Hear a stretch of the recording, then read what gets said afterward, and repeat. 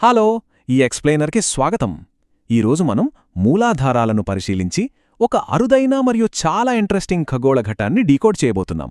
అదేంటంటే శనిగ్రహం రేవతీ నక్షత్రంలోకి ప్రవేశించడం. ఈ అంశాన్ని కేవలం పైపైన కాకుండా కొంచెం డీప్గా మనకు సులభంగా అర్థమయ్యేలా చూద్దాం. ఈ విశ్లేషణలో మనం ప్రధానంగా ఈ 5 విషయాలను కవర్ చేద్దాం. రేవతిలో శని, కర్మప్రభూకి రేవతికి ఉన్న సంబంధం, 388 రోజుల ప్రయాణ దశలు, మన గతకర్మల ప్రభావం, ఆఖరిగా ఏ 11 నక్షత్రాల వాళ్లు కొంచెం అలర్ట్గా ఉండాలి అనేది చూద్దాం. సరే, ముందుగా రేవతిలో శని ప్రవేశం. అసలు ఇదెంత రేర్ ఈవెంట్ అనేది చూద్దాం. ఇక్కడ 30 అనే నెంబర్ చాలా క్రూషియల్. ఎందుకంటే సోర్సెస్ ప్రకారం శనిగ్రహం మొత్తం 360 డిగ్రీల రాశి చక్రాన్ని పూర్తిగా చుట్టి తన చివరి స్టాప్ అయిన ఈ రేవతి నక్షత్రానికి రావడానికి ఏకంగా 30 ఏళ్లు పడుతుంది. ఒక్కసారి ఆలోచించండి, 3 దశాబ్దాల తర్వాత వస్తున్న ఈ మార్పు మనపై ఇంకెంత ఇంపాక్ట్ చూపిస్తుందో కదా. ఇక నెక్స్ట్, కర్మప్రభూకి రేవతీ నక్షత్రానికి మధ్య ఉన్న ఆ కాస్మిక్ క్లాష్ ఏంటో అర్థం చేసుకుందాం. ఇక్కడొక అద్భుతమైన కాంట్రాస్ట్ ఉంది. శని గ్రహాన్ని చేతిలో బెత్తం పట్టుకున్న ఒక స్ట్రిక్ట్ గ్లోబల్ మ్యాథ్ మాస్టర్లాగా ఊహించుకోండి. మరోవైపు ఈ 27వ నక్షత్రమైన రేవతి చాలా soft, sensitive and joyful star. అంటే విశ్వంలోనే అత్యంత కఠినమైన జడ్జ్ ఒక బ్యూటిఫుల్ అండ్ స్వీట్ ప్లేస్లోకి ఎంటర్ అయితే ఎలా ఉంటుంది, ఎగ్జాక్ట్గా ఇదే అక్కడ జరగబోతోంది.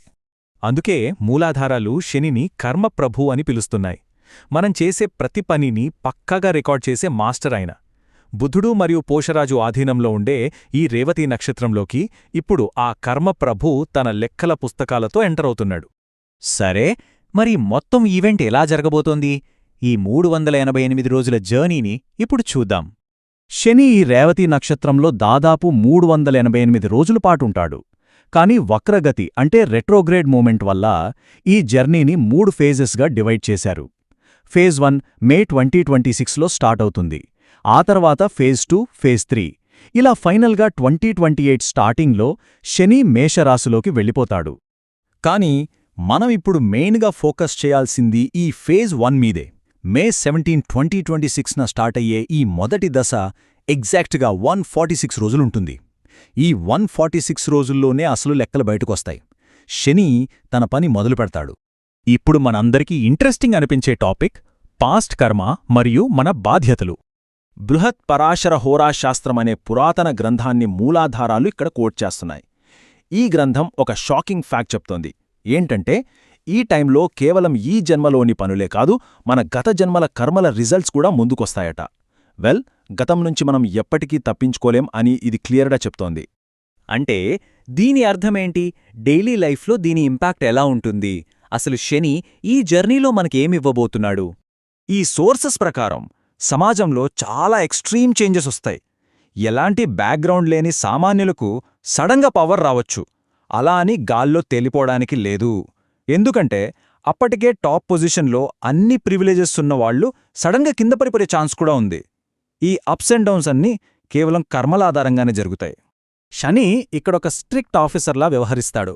వివాహాలు, ఫ్యామిలీ రెస్పాన్సిబిలిటీస్ లాంటి పెద్ద పెద్ద బాధ్యతలను భుజాన పెడతాడు.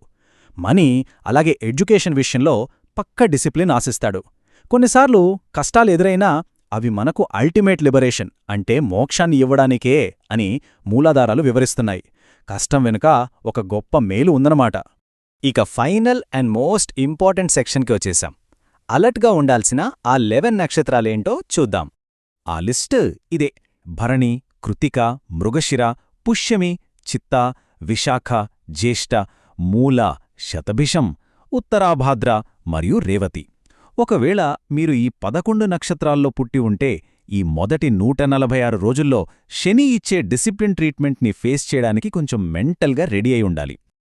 కానీ కంగారు పడకండి, ఈ టఫ్ పీరియడ్ని హ్యాండిల్ చేయడానికి సోర్సెస్ ఒక స్పిరిచువల్ రెమెడీ కూడా సజెస్ట్ చేస్తున్నాయి. అదేంటంటే ఆజ్ఞాచక్రం మీద ఫోకస్ చేయడం.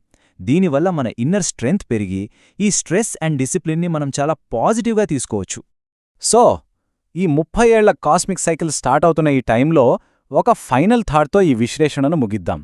మనకు అంతిమ విముక్తిని ప్రసాదించి ఆ బరువైన బాధ్యతలను స్వీకరించడానికి మనం నిజంగా సిద్ధంగా ఉన్నామా? శని నేర్పే ఈ కఠినమైన పాఠాలను యాక్సెప్ట్ చేసి ముందుకెళ్దాం. మూలాధారాలను డీకోడ్ చేసిన ఈ ఎక్స్ప్లెయినర్ మీకు ఆసక్తికరంగా అనిపించిందని ఆశిస్తున్నాను.